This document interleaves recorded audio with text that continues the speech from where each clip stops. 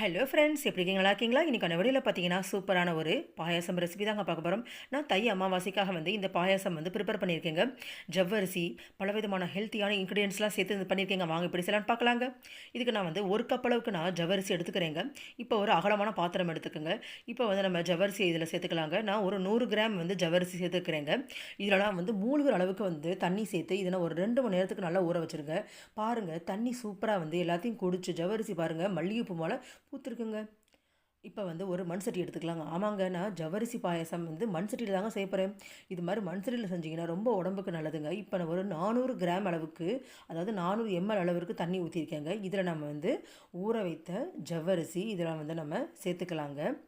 சேர்த்து நல்லா கொதிக்க விடுங்க.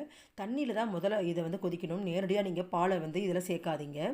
இப்போ ஜவ்வரிசி தண்ணி எல்லாத்தையும் நல்லா கலந்து விட்டுருங்க.